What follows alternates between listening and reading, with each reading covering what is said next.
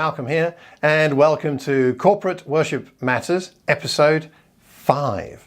And in these recordings, we are doing our best to discover the best way we can be leading worship as corporate leaders of corporate worship, such that people can have an experience of connecting with God, connecting with one another, with God, and also that through our corporate worship times, we proclaim the gospel in the clearest, most passionate, powerful, and effective way that we possibly can. So that's the idea of these recordings.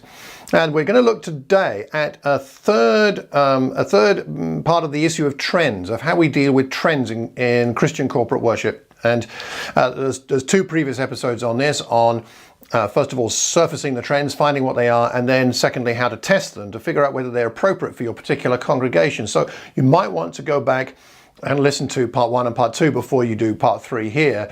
The part 3, after surfacing trends, and then secondly, testing the trends, is to thirdly, teach on the trends. It's important that we tell the congregation we're serving, why we adopt certain things and why we don't adopt others. Not every little minutiae, but certainly anything significant that's different, that changes, or certain trends that come sweeping through the Christian community, whether in our congregations or just around us in other denominations and churches. It's important to address them when they have an influence on our own congregation. So we're talking about teaching on the trends today. This is the final step, having surfaced the trends and then having tested them to see whether they're going to be relevant and helpful for our particular congregation. Why do we need to do this?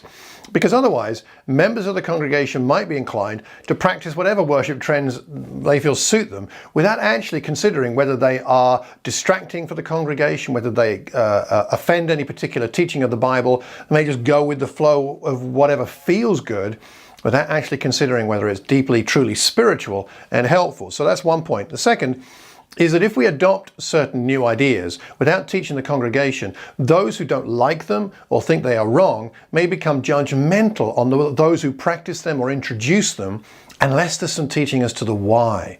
Now, they still may not like it, but at least they'll know why, and hopefully that will prevent them from being negative towards those who introduce those practices.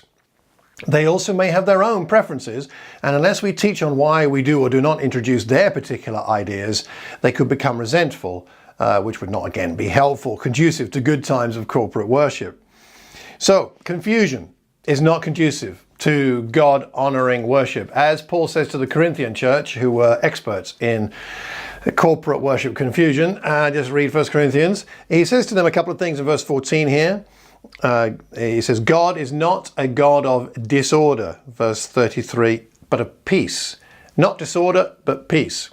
Confusion as to why we've done something new or not can lead to confusion, and that's not going to help people participate fully, peacefully in our times of corporate worship. He also says at the end of the chapter in verse 40, everything should be done in a fitting and orderly way. Everything should be done in a fitting and orderly way. So teaching on the trends helps people to relax into the experience, the wonderful thing that it is to worship together with our friends. Important that we teach on these things. Confusion is not conducive to God-honoring worship, and uncertainty is a form of confusion. We can reduce that confusion by teaching on the why we introduce certain new ideas. So let's be worship leaders who are aware of the trends, but are not necessarily trying to be trendy. I think that ship has sailed for me. I'm not likely to be too trendy, but there is still a temptation to fit in to what's going on in the rest of the culture around us, rather than really consider whether a particular idea is going to be helpful for our congregation that God has called us to serve. Our aim must be to know the trends and to apply the appropriate filters, and then to teach clearly so that the members of our congregations and our friends who come, them alike, have their best chance to hear the Spirit's voice in our times of spiritually enriched corporate worship. So there's our third look at trends. I'd like to know what you think about it, the surfacing of trends, the testing of the trends, the teaching on the trends. What are your thoughts on that? Are there particular ways to teach on trends, on new ideas that is helpful. Have you seen that done well? Have you seen it done not so well? Have you got ideas or warnings for all of us as we then teach on what we're doing? I'd love to know your thoughts. Leave a comment wherever you hear or see this recording. And if I could ask one last favor, pass this recording on, the link on, to one other person who might benefit and whose congregation might benefit from these ideas. Until the next time, I hope you have a wonderful time of corporate worship wherever and whenever you gather with other people to worship our great God.